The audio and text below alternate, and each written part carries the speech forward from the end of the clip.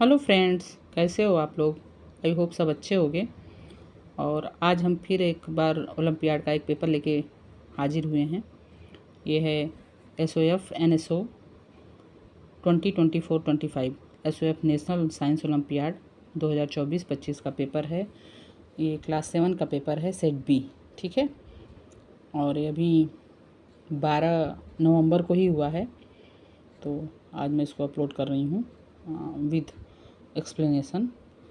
Actually मैं paper को 2-3 parts में करके करती हूँ ताकि बहुत लंबा वीडियो ना हो और बच्चे बहुत बोर ना हो, तो ज़्यादा देर नहीं करते हैं। गाइडलाइन तो आपको पता ही है कि जो है, देखिए, लॉजिकल रीजनिंग के 10 क्वेश्चन होते हैं, साइंस के 35 क्वेश्चन होते हैं और अचीवर सेक्शन के 5 क्वेश्चन होते हैं। ठीक है, जिसमें कि अचीवर सेक्शन में 3 मार्क्स के का एक क्वेश्चन होता है, बाकी क्वेश्चन जो है 1-1 मार्क्स के होते हैं। ठीक है, कैलकुलेटर वगैरह नॉट अलाउड है वहाँ पे, और आपको सही ऑप्शन पे HB पेंसिल या ब्लू या ब्लैक बॉल पॉइंट पेन से ऐसा निशान लगाना होता है। ठीक है,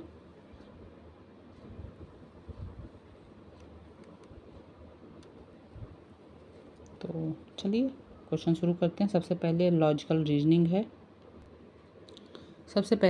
रीजनिंग का पहला सवाल है, find the missing number of same rule if same rule is followed in all the 3 figures.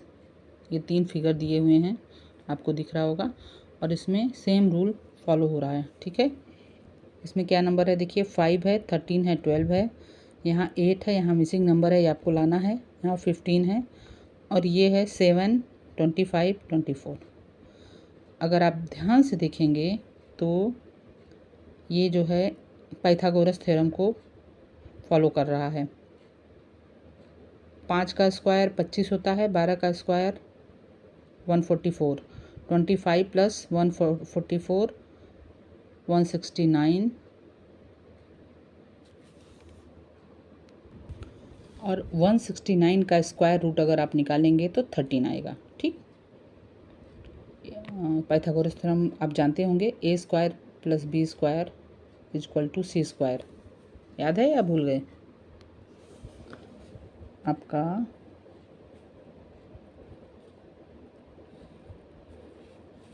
ये है ना, तो हाइपोटेन्यूज का स्क्वायर जो है H square is equal to, ये आपका परपेंडिकुलर है P स्क्वायर, और ये बेस है B square. H square is equal to B square plus P square, ये फार्मूला होता है। ठीक, अगर H का वैल्यू निकालना है तो अंडर रूट हो जाएगा B square plus P square, है ना। तो वही किया हमने, तो आपका जो है ये आया। सेम इसी उसमें करेंगे तो भी आ जाएगा। 24 का स्क्वायर प्लस 7 का स्क्वायर दोनों जोड़ देंगे, उसका अंडर रूट निकालेंगे तो 25 आ जाएगा। ठीक, सेम इसी तरह इसका करेंगे। 15 का स्क्वायर प्लस 8 का स्क्वायर, 15 का स्क्वायर 225 आपको पता है, प्लस 8 का स्क्वायर 64, 225 प्लस 64 कितना हो जाता है, 289 का अगर स्क्वायर रूट निकालेंगे तो आएगा 17। Answer B is correct. ठीक, आंसर बी इज करेक्ट। आप पेपर के मार्क्स पे ध्यान, पेपर पे जो टिक है उस पर ध्यान मत दीजिएगा, क्योंकि किसी बच्चे का है, उसने अपना किया है, तो इसका आंसर बी है, पहले का आंसर बी। अब दूसरा देखिए, a square transparent sheet with a pattern and a dotted line on it is given, select a figure from the option as to how the pattern would appear when the transparent sheet is folded along the dotted line। एक transparent file है, seat है, उस पर ये pattern बना हुआ है और यहाँ से डॉट किया गया है, इसी के अलॉन्ग आपको इसको फोल्ड करना है।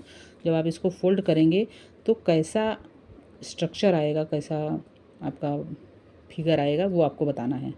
तो आप देखेंगे कि जब आप इसको फोल्ड करेंगे तो ये ऐसे ऐसे आ जाएगा ये। ठीक, यहाँ पे ये जो है ये ऐसे बन जाएगा और ये ऐसे बन जाएगा। ठीक, तो ऐसा कौन सा स्ट्रक्चर आ रहा है, सी वाला, इसका आंसर सी होगा। ठीक, इसके बाद है next question, count the number of cubes in the given figure. ये फिगर में कितने क्यूब हैं वो आपको काउंट करने हैं। आई होप आप लोग काउंट कर लोगे इसको। ऊपर 3 हैं, ठीक है, उसके नीचे 2 अलग हैं और पीछे पे 3 और 2 5 हैं। ऐसे ही 5 1 2 3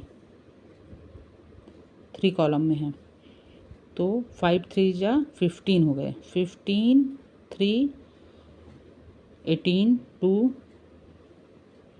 20, ठीक, 20 हो गया। और ये 21 22 23 24 25, ठीक। पीछे में 2 5 5 के हैं, यानी कि 10, 25 और 10 35 हो जाएगा। 35 बी वाला आंसर, ठीक है। नेक्स्ट क्वेश्चन है 4, which of the following interchanges of sign would make the given equation correct. दिया हुआ है 8 into 290 minus 200 divided by 50 plus 70 is equal to 18। तो आपको बॉडमास का नियम पता होगा। बॉडमास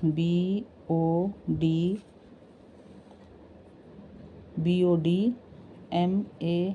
ना, ब्रैकेट, ये हुआ ब्रैकेट, ये हुआ ऑफ, ये हुआ डिवीजन, फिर ये मल्टीप्लिकेशन, फिर ये एडिशन और ये सब्ट्रैक्शन। सबसे पहले ब्रैकेट सॉल्व होता है, फिर ऑफ, फिर उसके बाद डिवीजन होता है, फिर मल्टीप्लिकेशन, फिर एडिशन, फिर सब्ट्रैक्शन। का तोड़ो तब भाग लगाओ, गुणा करो तब जोड़ो तब घटाओ, ठीक। तो उसी हिसाब से अगर सॉल्व करेंगे आप इसको तो जो है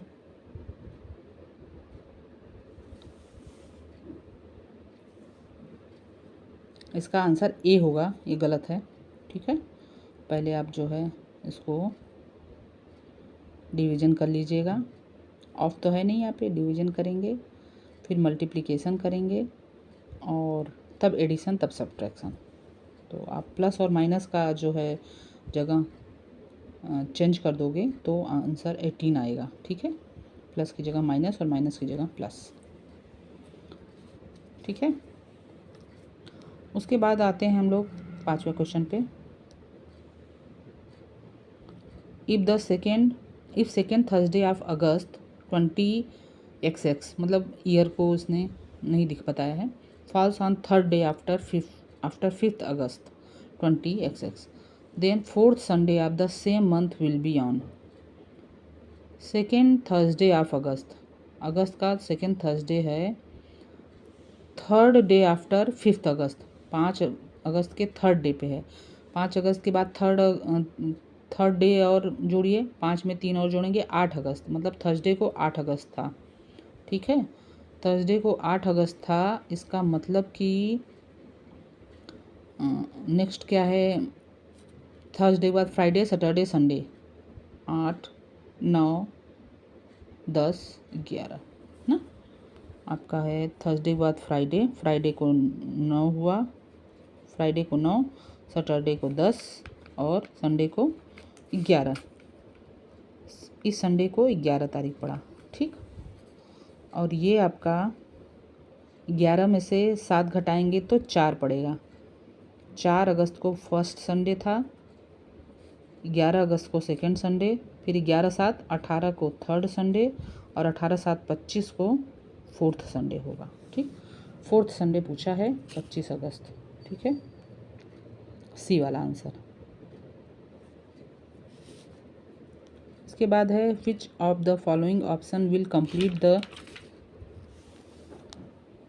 which of the following option will complete the given figure matrix. ये फिगर मैट्रिक्स दिया हुआ है, यहाँ पे क्वेश्चन मार्क है, इसको कंप्लीट करना है आपको।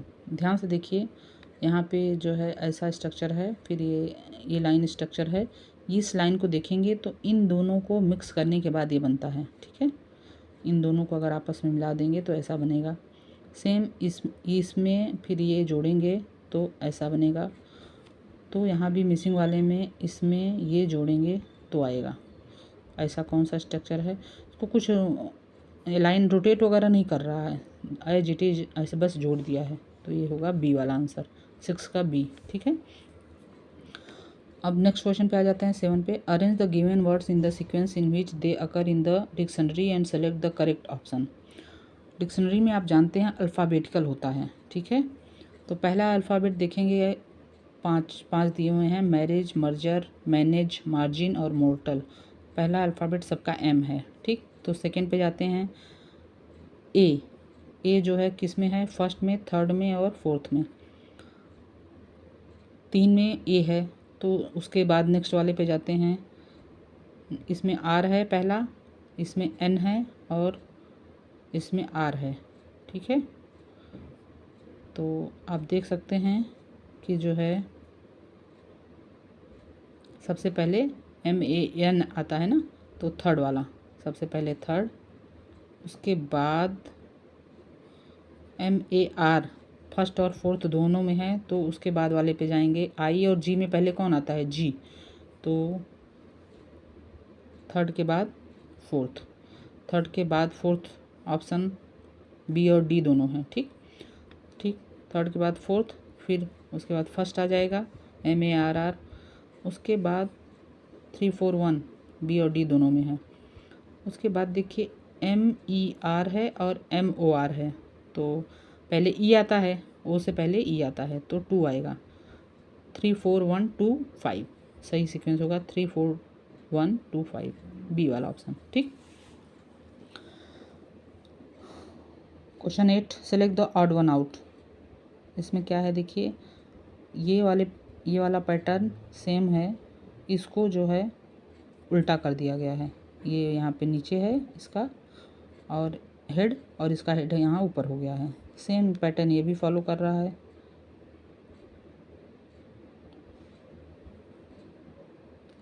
नहीं कर रहा है, इसमें सेम रह गया है। यहाँ ट्रायंगल भी जो है अपोजिट हो गया है और ये भी अपोजिट हो गया है, दोनों हो गया है। ठीक, इसमें भी देखिए यहाँ भी अपोजिट हो गया है, ये दोनों अपोजिट हो रहे हैं, सेम में दोनों अपोजिट हो रहे हैं। सिर्फ इसमें है ये दोनों एक रह गए हैं, ये बस अपोजिट हुआ है, यानी ऑड वन आउट ए ही है। ठीक है, ए ही ऑड वन आउट है पहला।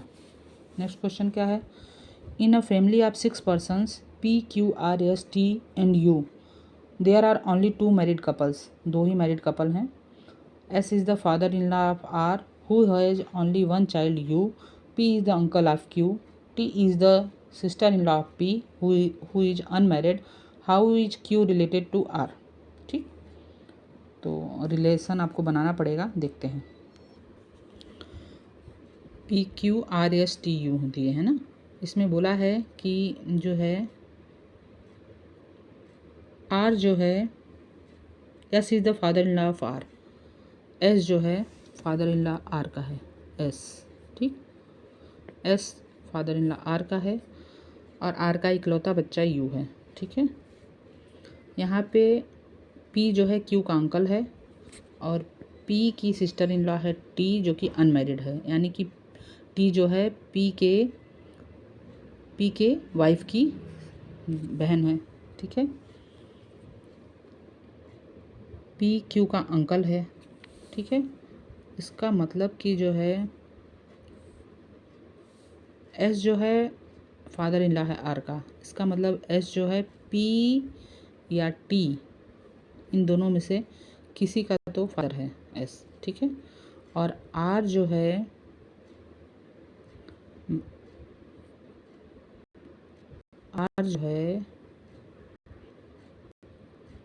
इसकी बहू है। ठीक है, फादर इन लॉ ये हैं, या बहू है या फिर दामाद है, कुछ तो है। ठीक है, इसका चाइल्ड है U। रिलेशन से आपको समझ में आ रहा है कि Q जो है वो P के सिबलिंग का बच्चा है, अंकल है P के सिबलिंग का बच्चा है ये। ठीक है, और R जो है वो P के सिबलिंग से मैरिड है। R पी के सिबलिंग से मैरिड है। ठीक, तो इसका मतलब कि क्यू और आर में रिलेशन बताना है, यानी क्यू जो है नीस है आर की, नीस या नेफ्यू, भतीजी या भतीजा जो भी है। तो इसमें जो है कोई ऑप्शन ज़्यादा समझ नहीं आ रहा है। नीस और नेफ्यू तो होगा नहीं। Q is related to R, Q is niece और नेफ्यू होना चाहिए, दिख नहीं रहा है इसमें। कैन नॉट बी डिटरमाइंड हो सकता है, या फिर ब्रदर इन लॉ सी ले लें, ऐसे तो होता नहीं है, लेकिन ऑप्शन को देखते हुए कर सकते हैं। सी या डी में से जो भी, कैन नॉट बी डिटरमाइंड भी निकल तो रहा है, लेकिन ऑप्शन नहीं दिया है, तो सी कर लेते हैं।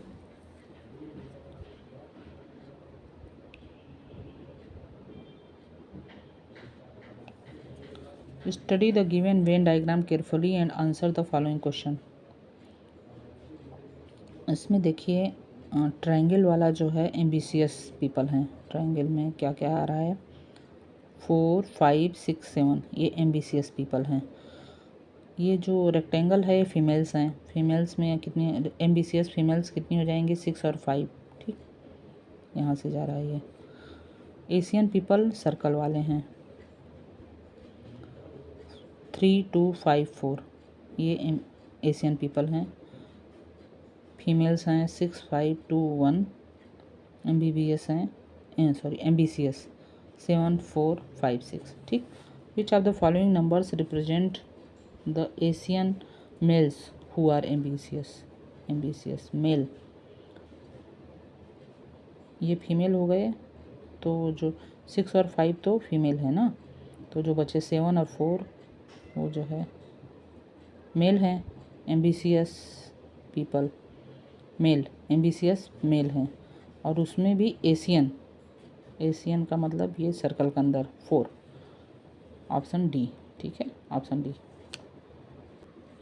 अब आ जाते हैं साइंस वाले उसमें डिवीजन में, जो साइंस के ही क्वेश्चन हैं इसमें ओलंपियाड में।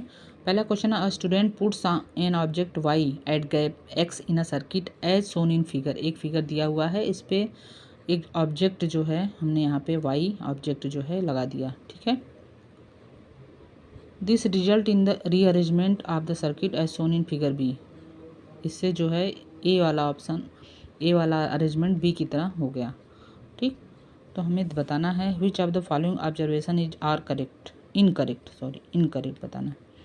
इन figure B iron nail continues to behave as an electromagnet for next few minutes. Iron nail जो है इलेक्ट्रोमैग्नेट जो है करता रहेगा फ्यू मिनट्स के लिए। ठीक, दूसरा ऑप्शन है, the observation of figure A and B are satisfied only when object Y is a magnet. ऐसा जो नहीं है, ऑब्जेक्ट वाई मैग्नेट हो जरूरी नहीं है, कंडक्टर होना चाहिए, ये जरूरी है। तो दूसरा तो इनकरेक्ट है। The strength of force of attraction of iron nail on object Y is independent of the number of batteries used in the arrangement. नहीं, ये नंबर ऑफ बैटरी से इंडिपेंडेंट नहीं होता है, उस पर डिपेंडेंट होता है। तो इंडिपेंडेंट अगर दिया है तो ये गलत है, दूसरा और तीसरा दोनों गलत हैं। ठीक है, और ये iron nail continue to behave as an electromagnet for next few minutes के लिए इलेक्ट्रोमैग्नेट के उसमें वो करेगा तो, लेकिन अगर जब तक उसमें सर्किट जो है कम चलता रहेगा तो ही रहेगा।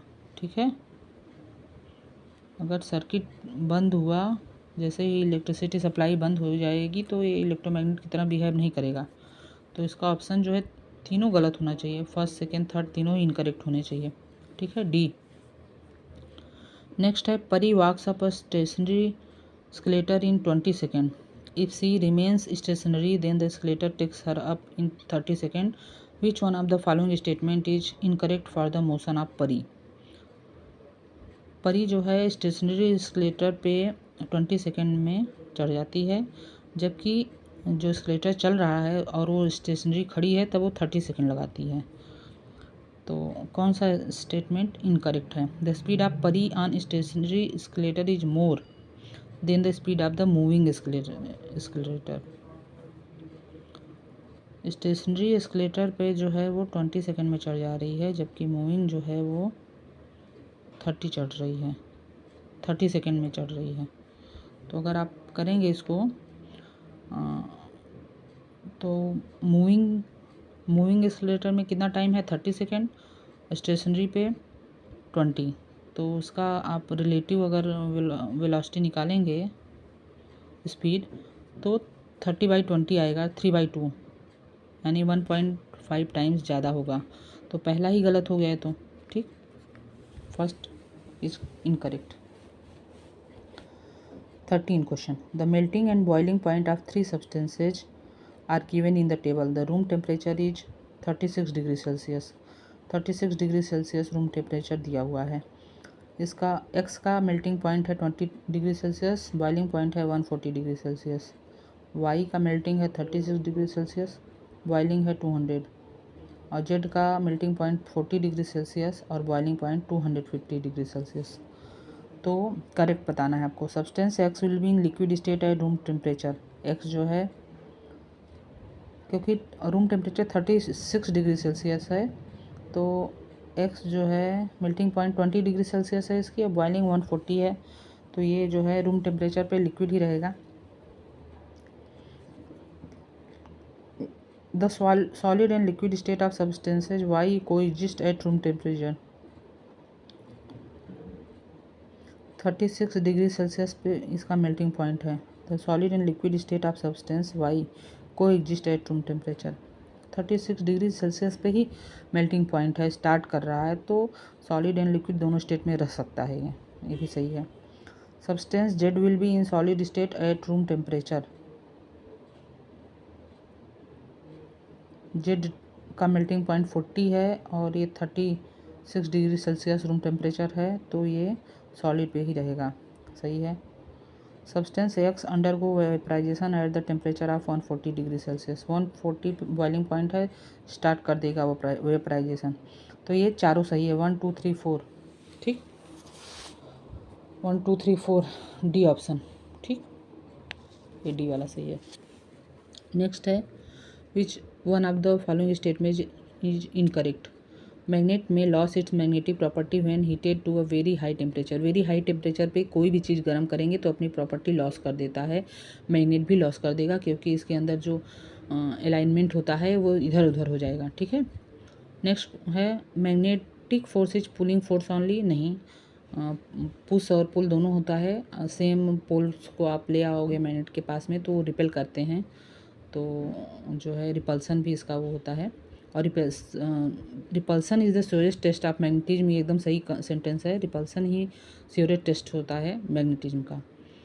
तो आपका ये बी वाला जो है वो इनकरेक्ट है। Magnetic force is a pulling force only. ठीक है।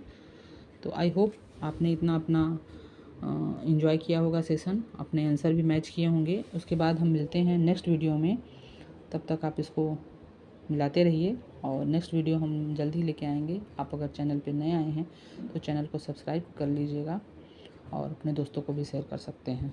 तब तक के लिए बाय बाय।